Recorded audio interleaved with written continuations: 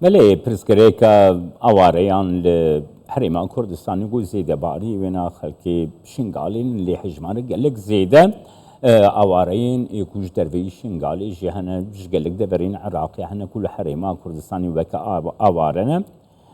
وی مجاری ام دیلگاری و بری کوچو کوچ بران لدهوکی پیر دیان جعفر سمو بگرندست سلاف بوت که پیر دیان يعني دەستپێک دەتخوازم بزانم عێراق چما غەمساریەت کەیدە پرسا ئەوارەیاندا دەستی ئالیکاریی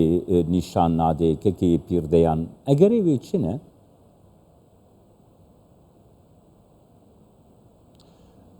زۆر سپاس بۆ vê derfetê spas بۆ kanalê we ku ev derfete daîme heqîqet aware li Herêma Kurdistanê bi giştî taybet em ê behsa parêzgeha Duhokê û Zaxokê بەڵام ئەم تێپەڕین ساڵە دەهەیەم تێپەڕین هێش بتر 20 کەمپا لە سنووری پارێزگەها دوهۆکی و زاخۆ هەنە ئەو 20 کەمپەشی پێنجێ پەنابەری خەڵکی ڕۆژاوانە 15 ئاوارەنە و خەڵکی شنگالێنە مخابنیە بە 10 ساڵ تێپەڕین هەتا vêga ku xelkê me şingalê hêş nêv xîveta de jî jiyaneke geleke sext û dijwar e sererayî wekî hûn zanin harîkariyê rêxirayê xêrxweşî teqrîben dikarim bêjim heftê sedê kêmbûne her wisanê hikûmeta Iraqê jî li wî astî berê xwe nate van aware jî xelkê şingalê ne nüfusan neynewa diviya erkê xwe rabe wacibê xwe rabe xizmeta wan de tiştê balkêş û tiştê serekî û tiştê ku binbirkirina çareseriya arîşa şingalê ew diviya rastî wesî şingalê hatbe aramkirin her wisa xizmetguzarî hatban dabîkirin deverê da xelkê me bi reza xwe bi azadane vegeriyaba ciwarê xwe ne hinde biryar û fişarek û bêxne ser wan bi zorî xelk vegerte ciwarê xwe çunku siyaseta hikûmeta Herêma Kurdistanê wazih e em çû awara em çû penabera ne zorî vegerine ciwarê wan û ne bi zorî wan wergin xelkekî azad e her wextekî bêne Herêma Kurdistanê em wek hikûmeta Herêma Kurdistanê dê xizmeta wan dikin sebaret pisyarete jî bi rastî kemtirxemeke geleke mezin e hikûmeta Iraqê ji ber ku ev sal bo saliyan ku hey bo heyvê alîkariyê xwe kêm dikine vêga em teqrîben em ketine heyva dehê de du cara sê cara ahêt xwarinê dabeş nekirine ser aware diya heyva nebêne dabeşkirin her wisanê her pênc sekterê jiyanê nêv kempa de vêga seporta rêxirayê xêrxwaz nemaye wekî rakirina gilêşiye sekterê perwerdeya sekterê saxlemiye sekterê karebeya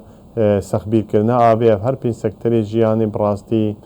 harîkariya rêxirayê xêrxwaz nemaye vêga hikûmeta Herêma Kurdistanê pê radbin carê hesêbka wek barekî giran e rastî hesêbke tu 20 nahiye zêde bûn wehedatê sekenî ser devera Zaxo û Duhokê bi rastî erkekî zehmet e lê hikûmeta me erkê xwe bînit erkekî mirovatiye xizmeta van kesa bikir heta li vê derê mane heta xwe biryara xwe din bigirine ciwarê xwe Nehar rûşa şingalê çawa ye mîrdeyan yani pîrdeyan ku li aliyekî mesela ne dwarê ewleyiyê de wekî tê destnîşankirî ne dwarê xizmetguzariyê de li şingalê yani bingehek nîne ku bikaribin aware bi awayekî ewle vegerine vê derê yani vê rastiyê hikûmeta Iraqê nabîne hem li aliyekî rêkeftina şingalê cî bi cî nake aliyekî jî wekî te gotî alîkariya awareyan nake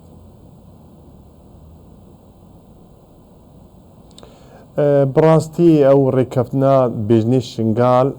ڕێککەوتنا هاتی ئیمزاکردن نێبێنە حکوومەتە هەرێما کوردستانی و حکوومەتە بەغدادە بیستی هەیڤ 10 ساڵە 2020 بۆ 3 ساڵ تێپەڕین ئەو ڕێککەوتنە گەلک بەندایە پێکهاتی بۆ بڕاستی ئەو خاڵت تێدا حەمید بەرجەوەندیە خەڵکی شنگالی دەبوون هەگەر هاتبانە جیبەجیکردنەوە خەڵکی شنگالی خۆ بەگەڕیا بۆ جوواری خەت و قەت باوەڕ نەکە کەسێکی ببێت 10 ساڵە بژیت بن خیڤەتەگێدا و نەبەگەرتە جووارت خۆ ئەvە ئەگەر دیارت وازحن ئەو خاڵێت تێدەشی ئێک ئەو بوو کو ئەو بنگەهێت وان میلیشیاتێت نەی شەرعیل شنگالێ بێنە بە کێشان گوند و باجێرە شنگالێ داچوو حیجەتێت فڕۆکێت تورکیا نەبینە هەر فترەگی جارێ مقرات قصفت كتا خلقي سيفيل بتا قربانية اجبرويكي خلق نورد بقرت جواري خوب يك 2500 کەس خەڵکی شنگالی بێنە دامەزراندن سەر سلکێ پۆلیسێت فدرال ئەمنیەتە خۆ پارێزن هەفکاری گەل حکومەتە نافخوا شنگالێ هەروسانێ خەڵکێک بێتە تعویزکردن و نزانن خەڵکی شنگالی هەشتێ سەدێ خانیوان ئی ئاواکری بوش ئاخیر لبنە ئەوە 10 ساڵە بێخودانمان خانیوان هەمی هەوەریانە پێتوی سەخبیرکردنێنە هەر خانیەک که ماسی 15 میلیون 20 میلیونی عراقی پیتوی هتا بکارت خانی خود سخبیر بکد هر وسانه او کسی زواج کری پشتی 2014 ویگا خیزانک پیکی نه اوشی پیتوی خانی وقت بگرد جو وارد خواه لو مالی دیا اف کسی هادبانه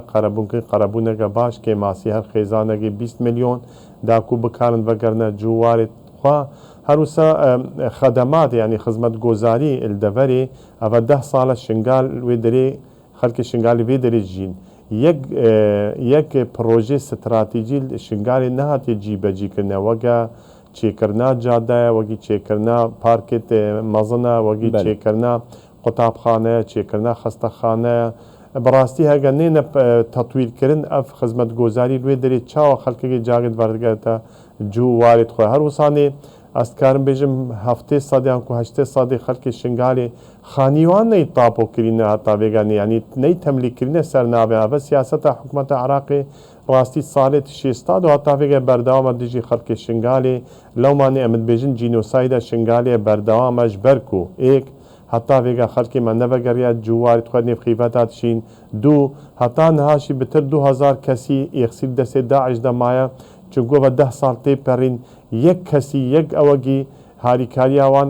خلق شنگاری نکریوی اخسیل دست داعش ده هروسا همی اطراف نه هاریکار بونه تنه حکومت هریما کردستان کو نویزگاه سر مکتبه بریز نیچیوان بارزانی و کاری نزدیکی 3000 کسی رزگار گوش دست داعش کیسه خوی تایبت که پیردیان نها پشتی مهکی سرجمیری دی چی ببی لعراقی و لکردستانیشی اوارین کل شنگالی روشاوان دی چاوابه یعنی او دی بکار بنج بو سرجمیری بچنه شنگالی یان وکی آوارجی الوی داره وسا بین دست نشان کرن که او خلکی شنگالی نجبرگو او یک دکاری پرسه که آلوستر ده پیش روشی ده درست بکه کرم که دیتناته بکر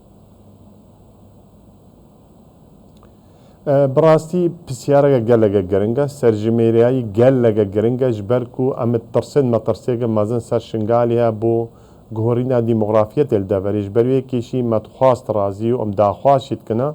کو خلق شنگالی نه ببار کرن جوی سرجمیریایی یان کو بین تیمگی تایبت هفکاری گل حکومت هریما کردستان الهریما کردستان سرجمیری شوان ربکن هری کو ادریس وان عنوان وان بنویسن کاب چه میکانیزمیه دا کو بین تثبیت کردن سر شنگالی اجبر کو دا دیموغرافیا منطقه نه تگون اجبر کو شنگال او وقت بجن شنگال انکو ازید خان یعنی دو پای خلقش ازید خانی خلق شنگالی نجبری که گلگ گرنگ بو کردستانی چون بشگی هری رسنن خلق می کردستانی او خلق می الوی درید جین ویا میکانیزمک آلیک هادبا پیدا کنش برکو هادبانه تومار کردن سر شنگالی داکو ریجه کردان لشنگالی نه هادبا گورین هروسا وگیم بیجن سرجمیریه گشتیش ازیدیا رشی کردن ازدی رشی هادبا کردن داکو دور آن شنگال تأثیر نسبه آکنجی خلق دوری نه هادبا کردن اجبرویه کشی بسیاره گلگه گرنگه دویتا حکومت عراقی یان میکانیزمک آلیت تگه هفکاری گل حکومت هریما کردستانی ببیند اجبر کو تومار کرنال به دری یان کو اف سرجمیریه بیتا پاشی خستن حتا جاگه دوران بیتا آرام کن خلقیوان بیتا و گریان اجبرویه کشی بین راستی حکومت عراقی گلگه خمساره اجبر کو 2017 حتا نها در اقرار تیروستی داعش سر ارز الواقع نمایه دویا جبرتشي حميد دفري العراقي هذا رزقار كنو خارج بقريات جواري خوش برتشي خلق شنغالي نافقرت ابا بسيارة واضحة بلكي ود رابورتا ودا شي ديار بو كوان اوارا بخوشي ديار كجبر امانات نافقرنا جواري تخو هروسا الكردستاني شي بينا وك وارقه وان وك عردوان آخوان باجيروان لومان يا طابي قال بيدريجينا بالخيفة كده ونابا قرنا جو وارد خو بله گلک سپاس بوده که پیر دیان جعفر سیمو و ببره کوچو کوچ بران زهو کل گلمه